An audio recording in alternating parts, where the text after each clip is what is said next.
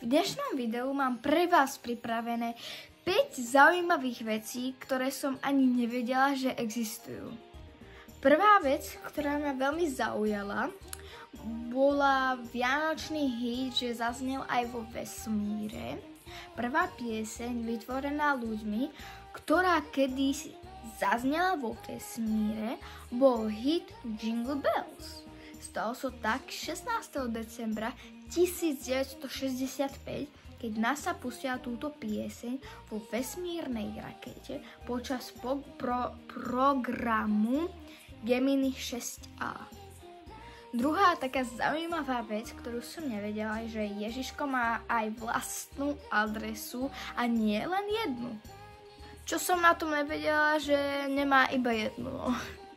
Slovenské deti môžu Ježiškovi aj napísať.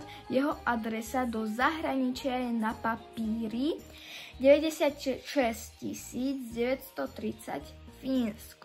Za oceánom majú tiež svoju vlastnú adresu.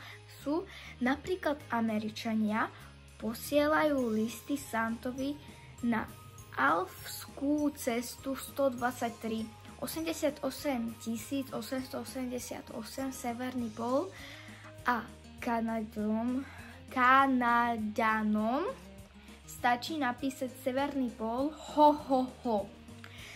Niektorým z nich sa dokonca aj ozve. Čo musím aj uznať, že aj mne sa ozval, lebo som niekedy nejaký rok, asi pred 2 rokma, som písala Ježiškovi a ozval sa. Taká ďalšia zaujímavá tretia vec je stromček hore nohami. Lotyši patrili medzi prvých, ktorí začali ozdobovať vianočný stromček. V hlavnom meste Riga však sa rozdiel od Nemecka vešali stromčeky na strop hore nohami.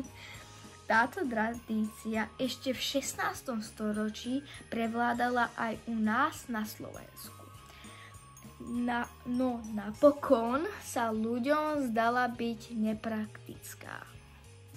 Taká štvrtá zaujímavosť, najväčší vianočný dáček v histórii. Vedeli ste, že najväčší vianočný dáček dostali Spojené štáty ešte v roku 1886? Ja nie, ale už viem. Francúzi počas sviatkov venovali mestu New York sochu slobody, pretože aj ich občania bojovali za nezávislosť od Británie po boku osloboditeľov. Jej skonštatovanie trvalo 6 rokov a v Paríži postavili o 3 roky neskôr jej zmenšenú kópiu.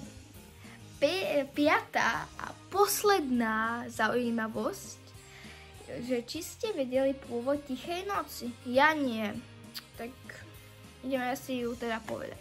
Pieseň Tichá noc je stará viac ako 200 rokov a po prvýkrát odznela v Rakúsku, keď ju v roku 1818 predstavili Josep Mohr a Franz Xaver Gruber. Neviem, či to dobre hovorím, ale keď nie, tak pardon. Stala sa mimoriadne obľúbenou. Dnes patrí k tradičným melódiám vianočných sviatkov a bola preložená do viac ako 200 jazykov.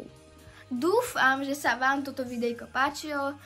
Keď áno, dajte like, keď nie, tiež dajte like, dajte odber, aby ste nezmeskali žiadne nové videjko. Dajte aj zvonček, aby ste ho proste čo najskôr videli. Vidíme sa zajtra a čauko!